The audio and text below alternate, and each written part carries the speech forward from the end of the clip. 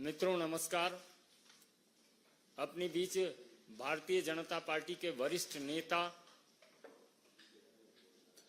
केंद्रीय विदेश मंत्री माननीय एस जयशंकर जी आपको संबोधित करेंगे। मेरा विनम्र निवेदन है माननीय जयशंकर जी से कि आपको संबोधित करें।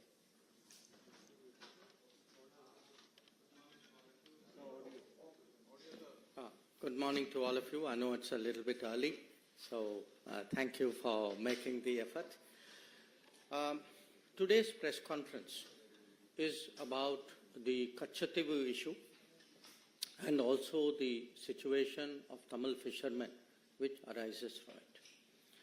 Now, maybe all of you may not be completely familiar with Kachativu, the whole problem. So let me first explain what the issue is, and then I want to tell you today what has really transpired, which has created the issue, and why that issue is today relevant to all of us. Why are we debating it today? In 1974, India and Sri Lanka, in June 1974, concluded an agreement where they drew their maritime boundary. And in drawing the maritime boundary, Kachativu was put on the Sri Lankan side of the boundary. This agreement of 1974 had three other clauses. One clause which said that each country shall have sovereignty and exclusive jurisdiction and control over the waters. The second clause, Article 5, it gave to Indian fishermen that they will continue to access Kachativu as hitherto and will not be required to obtain travel documents. And the third one, that the vessels of India and Sri Lanka will enjoy in each other's waters such rights that they have traditionally enjoyed. So this was the agreement which was reached in 1974 in June. Now when this agreement was presented before Parliament, the then Foreign Minister, Sri Swaran Singh ji, he actually assured the Parliament, and I am reading his words, I feel confident that the agreement demarcating the maritime boundary in the Park Bay will be considered as fair, just and equitable to both countries. At the same time, I wish to remind the honourable members that in concluding this agreement, the rights of fishing, please note, the rights of fishing, pilgrimage and navigation, which both sides have enjoyed in the past, have been fully safeguarded for the future. This was the assurance that the then Foreign Minister, Sri Swaran Singh ji, gave in Parliament at that time. 1974, July 23, 1974. Now, in less than 2 years, actually, there was another agreement between India and Sri Lanka through an exchange of letters. And in this agreement, now India proposed the following. Again, I'm reading to you from the original document. With the establishment of the exclusive economic zones by the two countries, India and Sri Lanka will exercise sovereign rights over the living and non-living resources of their respective zones. The fishing vessels and fishermen of India shall not engage in fishing in the historic waters, the territorial sea, and the exclusive zone of Sri Lanka. So, 1974, assurance is given. By 1976, an agreement is concluded which actually gives away this assurance. Now, once this agreement in 1976 was concluded, there then evolved a position, a standard position you can say, of the government on this matter. And I'm reading to you an example. This is from 2006. It is a question which is answered by the then Minister E. Ahmed on the floor of the Parliament. And he says, Mr. Ahmed, the 1974 agreement on the demarcation of the international maritime boundary line between India and Sri Lanka, as also the exchange of letters of 1976 on this issue of fishing rights, stipulate that the fishing vessels and fishermen of India shall not engage in fishing in the historic waters, territorial seas and the EEZ of Sri Lanka. So this is now the position which is taken by the government as a regular position. I am only giving you one example from 2006. So what has happened? What has been the consequence of this? In the last 20 years, 6,184 Indian fishermen have been detained by Sri Lanka. 6,184. And in the same period, 1,175 fishing vessels, Indian fishing vessels, have been seized, detained, apprehended by the Sri Lankans. So this is really today the background. This is the issue that we are discussing. Now you can ask, why are we discussing it? And the answer is, in the last 5 years, in the Parliament, in the Consultative Committee, we have repeatedly, this issue, Kachativu issue and the fishermen's issue, has been repeatedly raised by various parties, by all parties, I would say. As I mentioned, in Parliament, it has come up as Parliament question. It has come up in debates. It has been raised in the Consultative Committee. And in fact, Chief Minister of Tamil Nadu has written to me numerous times. And my record shows that to the current Chief Minister, I have myself replied 21 times on this issue. So please understand, this is not an issue which has suddenly surfaced. This is a live issue. It is an issue which has been very much debated in Parliament, in Tamil Nadu circles as well. It has been the subject of correspondence between the union government and the state government. And as I said, 21 times I have myself replied to letters. Now, every political party in Tamil Nadu has taken a position on this. And here, one of the reasons why we are debating it is, in looking at these two issues, the Kachativu issue and the fishermen issue, two parties, the Congress and the DMK, have approached this matter as though they have no responsibility for it, as though the situation is for central government, today's central government, for them to resolve. There is no history to this. This has just happened. They are the people who are taking up the cause. That is the way they would like to project it. So the purpose of the press conference today, why I am talking to all of you, is we believe that the public has a right to know. The public has a right to know, how did this situation come about? How was Kachativu, how was the 1974 agreement reached?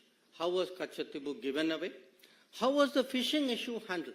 Because please understand, the fishing issue actually emanated from a 1976 agreement. So there are two agreements we are talking about. So because these have been live issues, because they have been discussed earlier also in Parliament, two documents were sought from us as an RTI request. And these were provided. One was a document about Ministry of External Affairs, summary background note for the meeting of the Informal Consultative Committee in 1968 on this issue. And the second was a record of discussion of a meeting between the then Foreign Secretary and the then Chief Minister of Tamil Nadu, Honorable Kalaignar Karunanidhi, in June 1974. Now, the point today is, we know there are two agreements. We know there's a 1974 agreement. We know there is a 1976 agreement. We know who did this. How has the situation arisen? What we do not know is who hid this, who has been party to it, what has been concealed from the public, and we believe it is the right of the public today to know how did this situation come about. Now, with regard to the Kachatibu issue itself, there have been claims and counterclaims. India had its arguments. Sri Lanka had its arguments. In fact, in one of the two documents, both documents actually, but one has more detail than the other, these claims have been spelled out in some detail. India's claim is mainly that the Kachatibu Island belonged to the Raja of Ramnath, and that he had it from the time that East India Company assigned it to him.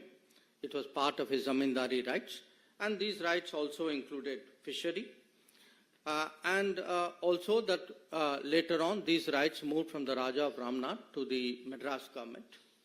A second argument was that during after independence, for many years, Indian customs regularly went to Kachatibu, and this was not obstructed. And the Indian view also was that there was absence of any documentary evidence to show that Sri Lanka had an original title to Kachatibu. So these were largely the Indian arguments. The Sri Lankan argument, which also this document, which has been obtained under RTI, has released, was that according to them, they have records which go back to the 17th century, and that they also feel there were some conferences where which looked at their claim in a more positive manner. This is their claim.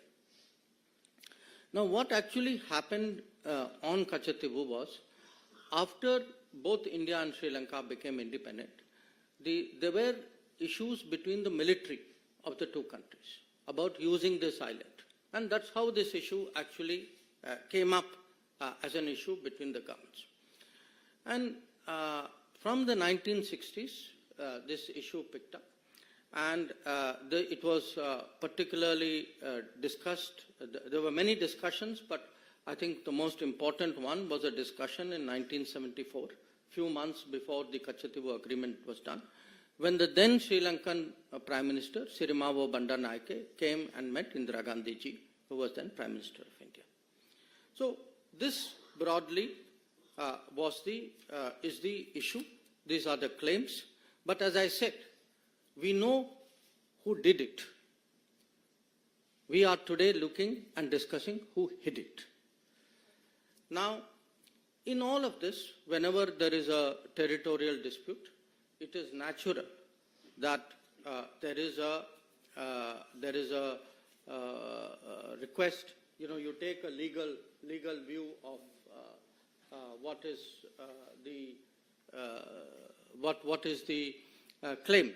So at this time, the legal view was actually originally sought from the then Attorney General of India, Shri M.C. Setalvad. Many of you would be familiar. He was a very famous person. He was a legal luminary. Now, it's very interesting. Shri Setalvad gave his legal opinion as the Attorney General in 1958. In that opinion, he says, the matter, and I'm reading from it, the matter is by no means clear or free from difficulty, but on the assessment of the whole evidence, it appears to me that the balance lies in favor of concluding that the sovereignty of the island was and is in India. So this is the opinion of the then Attorney General.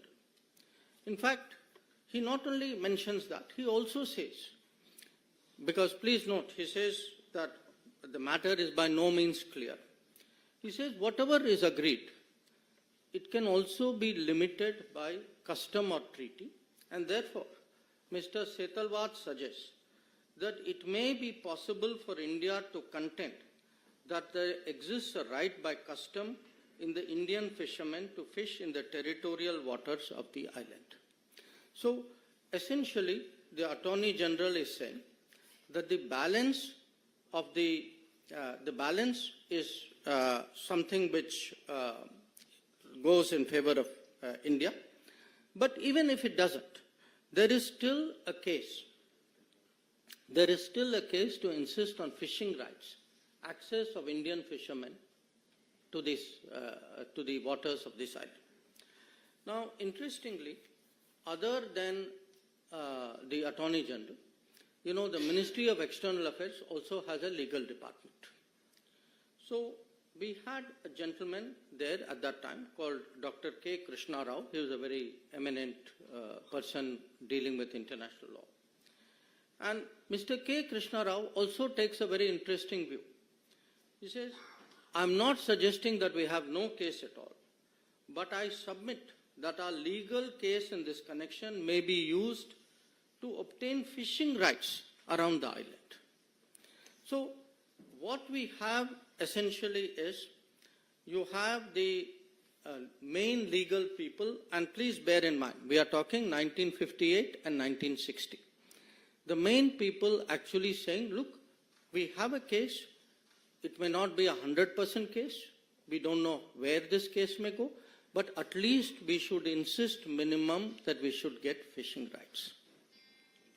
And as I told you at the beginning, the island was also given away in 1974 and the fishing rights were also given away in 76. And whether in 74 itself, was there any sincere effort to press for fishing rights? I think I'll leave it to you to conclude, because 1976 shows otherwise.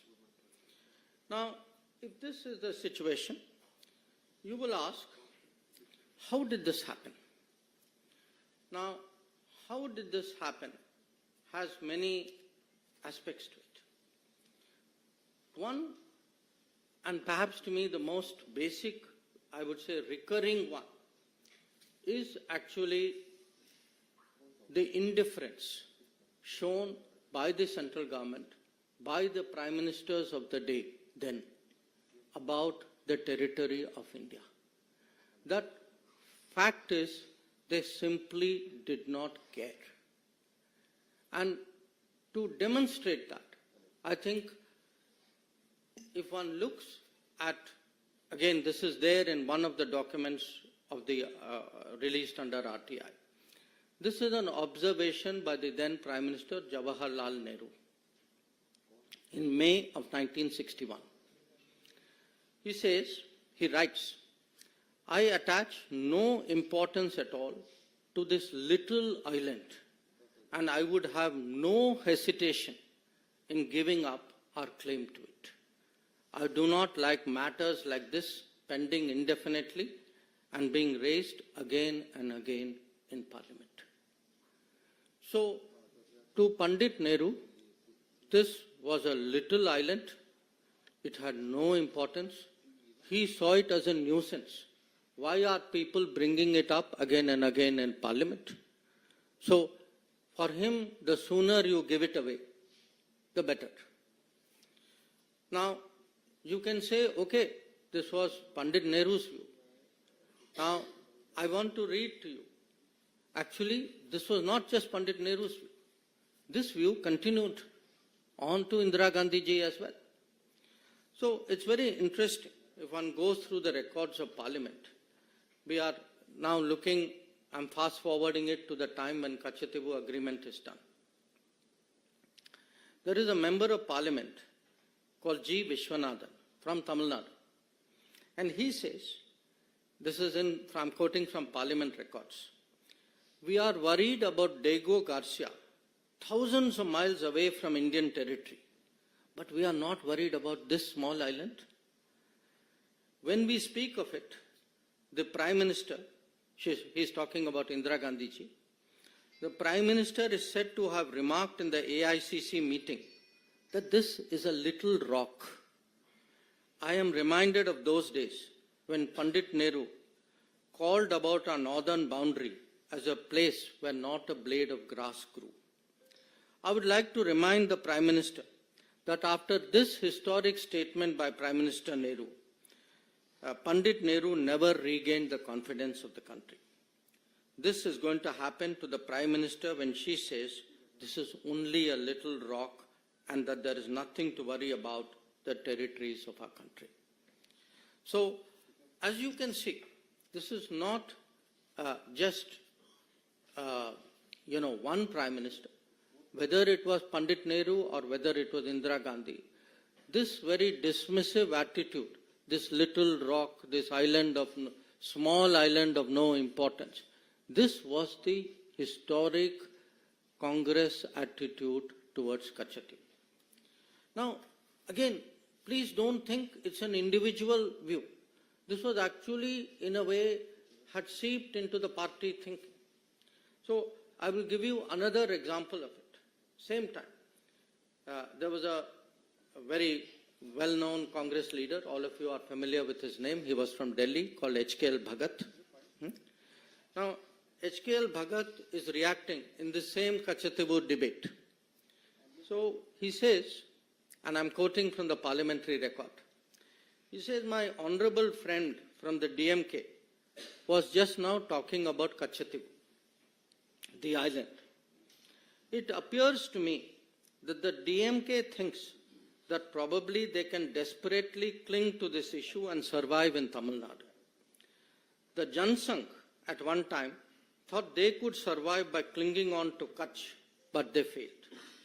The DMK is also bound to fail because people of India and the people of Tamil Nadu are mature enough to see that it is in the interest of India, a big and great country, to keep her neighbors, particularly her small neighbors, satisfied. So, please appreciate today how strong, how deep, how pervasive this thinking was.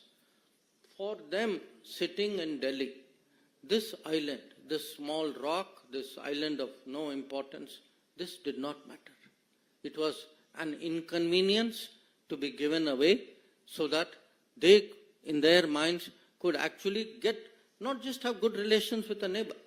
They found it irritating, it was coming up in parliament. For them, it was a headache. So, they saw the territory of India. And when someone says Jaishankar also had the same view, yes, there were parties for whom every millimeter of Indian territory mattered. Apparently, there were parties to whom even large tracts of Indian territory, as we saw in Aksai Chin, did not matter. Now, so far, I have spoken about what was the approach of the central government and of the Congress party. But you have to ask yourself, would it have been possible if there was no connivance at the state level?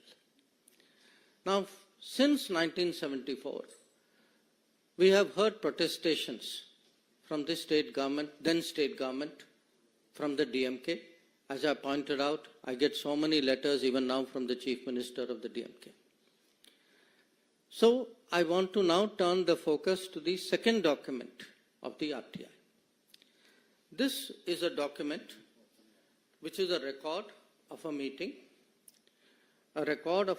on 19 June 1974, which is held in Fort St. George, the Secretariat, Tamil Nadu Secretariat conference room, where the Foreign Secretary, accompanied by the Director of the Historical Division, he calls on the then Chief Minister of Tamil Nadu, Kalaignar Karunanidhi, and present there are the Tamil Nadu Chief Secretary, gentleman called P. Sabanayakam, and the Home Secretary, a gentleman called S.P. Ambrose.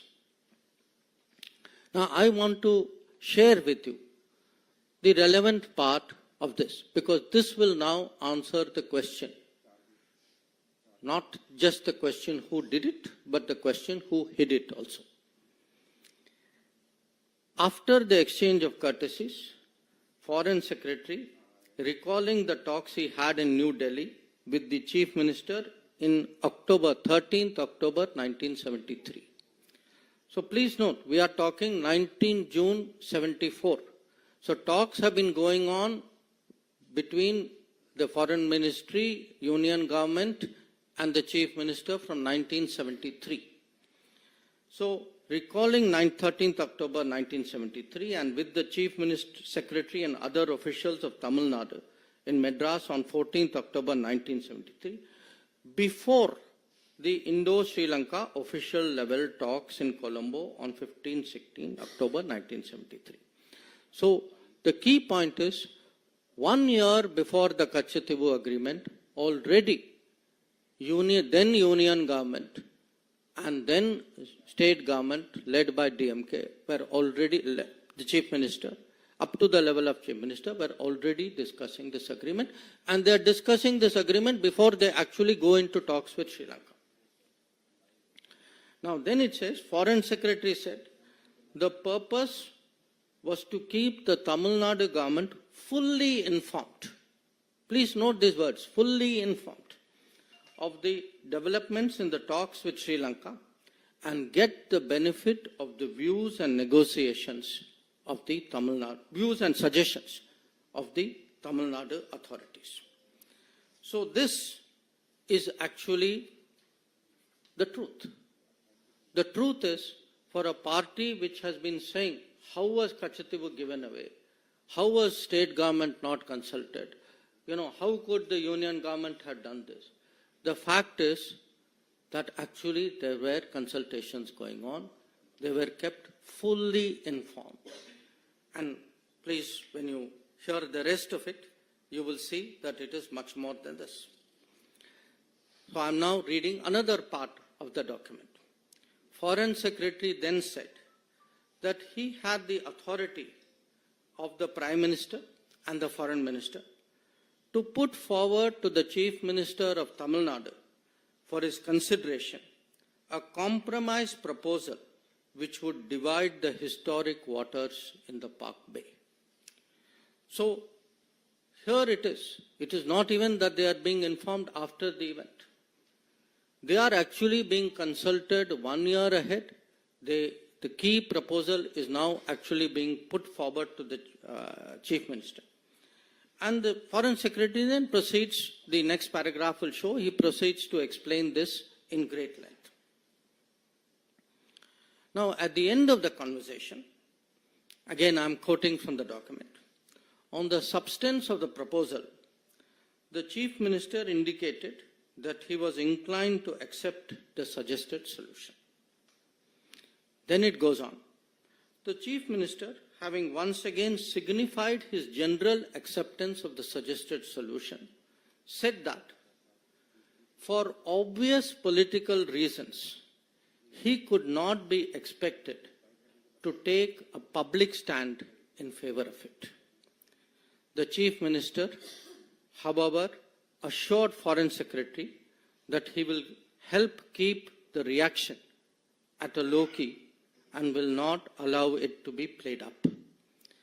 The Foreign Secretary appreciated this gesture and stressed that nothing should be done to embarrass the central government or turn this affair into an issue between the centre and the state. So, the fact is, we know today actually not just who did it, but also who hid it, who were all the parties who were responsible for the 1974 Kachativu agreement. Also, how the fishing rights were terminated in 1976. So, if we have today a situation, as I shared with all of you, that in the last 20 years, if 6,184 fishermen were detained, if 1,175 boats were detained, you all know who is responsible. So, for today, it is important for the public to know, it is important for the people to judge. This issue has actually been hidden too long from the gaze of the public. So, we believe today that, at a time when there are big debates and decisions going on in this country, that the full truth on Kachativu and on Tamil fishermen's activities and right of living should be placed before the public. That was the purpose for this press conference. I thank you for your attention in listening to me.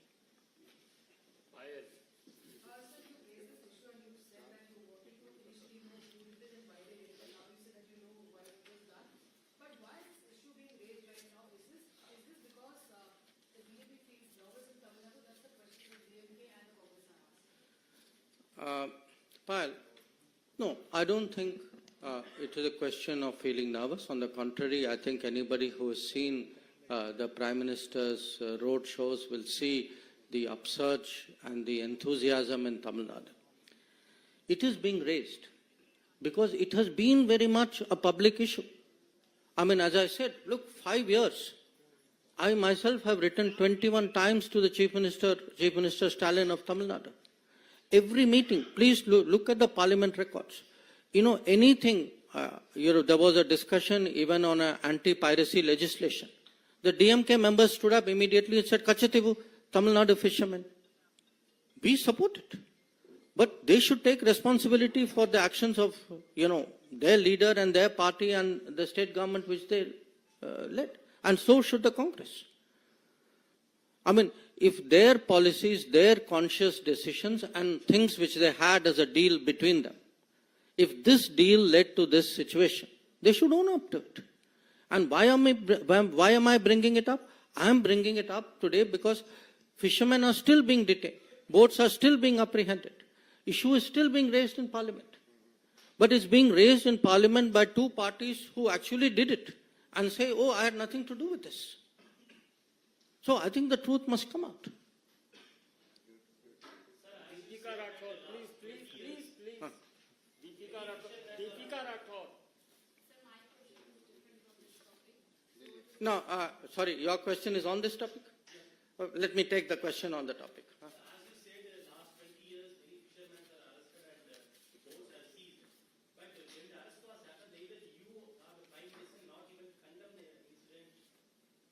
No. Excuse me. Whenever there was an arrest, how do you think the people got released? They got released due to our efforts. I have myself, Prime Minister has taken it up with the President of Sri Lanka, with the Prime Minister of Sri Lanka. I have taken it up with my counterparts. Our embassy is working on it. So, it's very good to give statements from Chennai. The people who do the work are us. And we are doing the work because of a situation which people in Chennai and then people in Delhi put us into. So this is not a question of condemning it. We are the people who get the fishermen released. We are the people who got the boats back. So let's get the record straight. So please.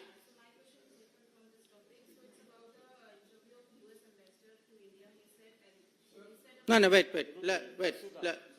First, let's take questions on this topic. Basudha.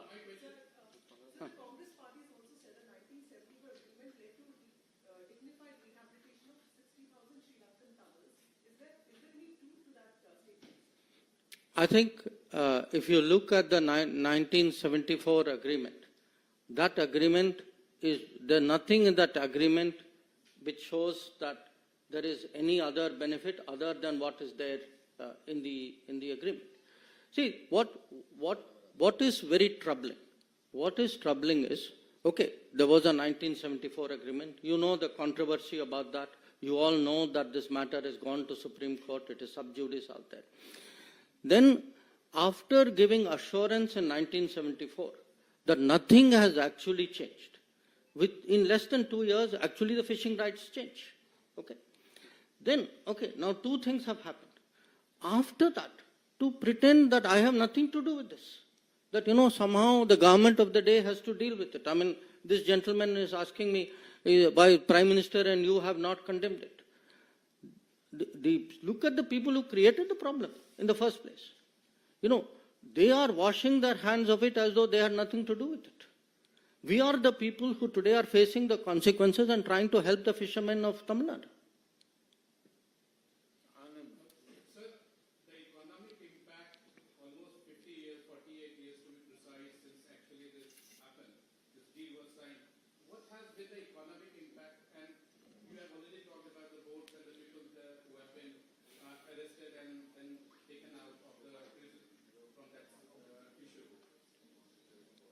See, what has happened is these agreements, these agreements have been done, okay? The result of these agreements today is a situation which is a source of great concern, okay? Now, what is important for people to know is how did this situation come about? Who is responsible for it? So that we can now find solutions. We have to find a solution. We have to find a solution to the livelihood pressures on Tamil Nadu fishermen. We have to find it. Obviously, it has to be something that we'll have to sit down and work out with the Sri Lankan government as well.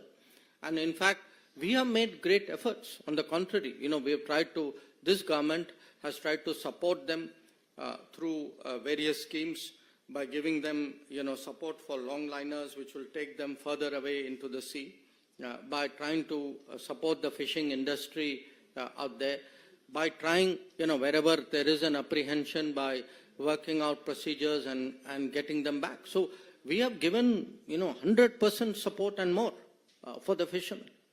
But somewhere we have to be honest about how this situation came about.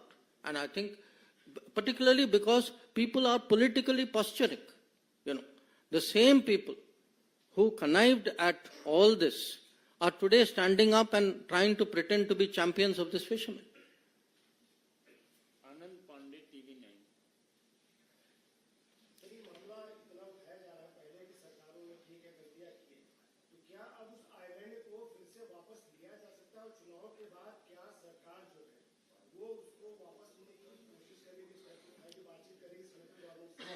See, the issue, you again know, there are two writ petitions pending before the Honorable Supreme Court. So when a matter is sub judice, nobody speculates on this matter. Today, the issue is how did we arrive at this point? Who has the responsibility? And who is hiding what? People should know. So what will happen in the future? I think, as I said, matter is sub judice. Mohit Bhatt, Times Now. Sir, today Prime Minister Narendra Modi has tweeted and he also attacked DMK on this issue. He has stated that DMK and Congress are on the same page when it comes to the giving away of Divu Island and how they only work for their family. And he has quoted reports that how then Chief Minister of Tamil Nadu and Karnataka was taken into confidence by Indira Gandhi to give away this particular island. Mm-hmm. In fact, the Prime Minister is referring to exactly the matter which I have spoken about in great detail. The question of, the meeting which took place in June, the continuous contacts and the full information which was given to Tamil Nadu government from 1973 onwards. The fact that they were consulted before the official talks took place with Sri Lanka. The fact that the Chief Minister was asked whether what was called the compromise solution was placed before him.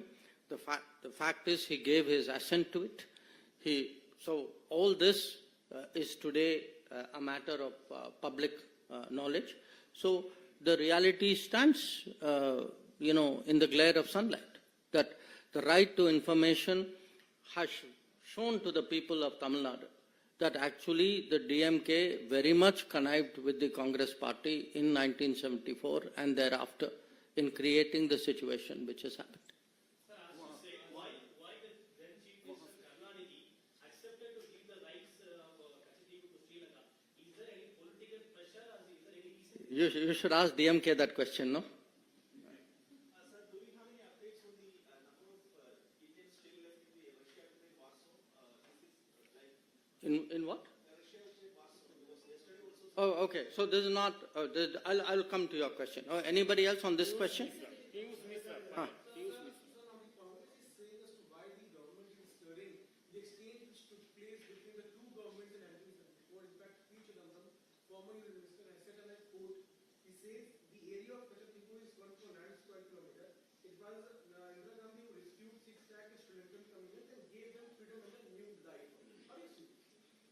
No, I think, frankly, this is a cover-up for something which was done. You know, if there was any such consideration, we would see it in the records. The record is very clear. What does the record say? The record says, Pandit Nehru said that this is a small island of no importance. The record says Indira Gandhi said this is a little rock which doesn't matter. First you say it doesn't matter. Now you claim that you actually got something for it. There's nothing to show that. So there's no doubt whatsoever that we are approaching the poll season. Through this press conference, through the documents that have been released, what is the message that the BJP is trying to give to the people of Tamil Nadu vis-a-vis political impact? No, look, I think it is important for the people of Tamil Nadu to know the truth about a very emotive issue on which the public has been misled for many, many years. The purpose, there is only one and one purpose for this press conference. That purpose is the public has the right to know. The public in Tamil Nadu particularly has a right to know about an issue on which there has been so much debate in the last 50 years. We need TV 18. Sir आपने बहुत अच्छे से इस मुद्दे को कच्चा taboo का जो मुद्दा था उसे समझाया लेकिन अब बीजेपी क्या चाहती है कच्चा टेबू को वापस हाथ में ले लेना चाहिए बीजेपी का क्या विचार है I have already answered that question. Huh? You already had two chances, please. Sorry? I think all of you are asking what I have already answered. The matter is sub judice before the Honorable Supreme Court. So let us do one thing. I think two of you had different questions. First she asked first. Please allow me.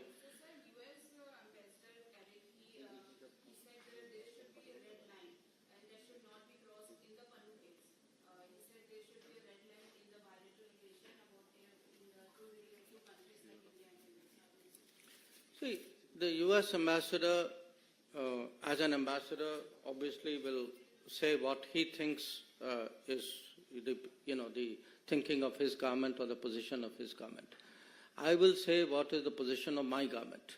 And the position of my government is that in this particular case, there have been certain information which has been provided to us, which we are investigating. And it is something we are investigating because we believe our own national security interests are involved in that investigation. So as and when we have something to say on that investigation, we would be very glad to speak about it. At this point of time, beyond the fact that there is an investigation going on, we have nothing more to say. So I think that gentleman right at the end.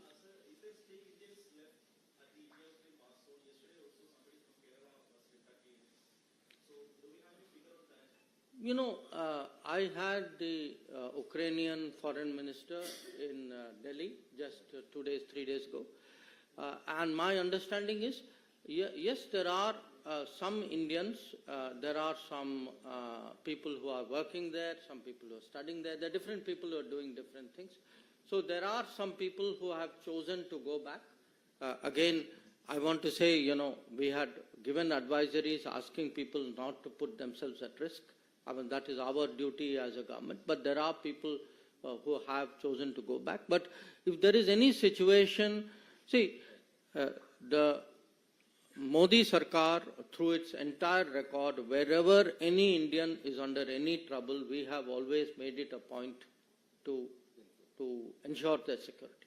So if there is somebody in a situation, my advice would be they should reach out to the embassy, and I'm sure the embassy would respond. Sorry? Yeah, I'll end with that.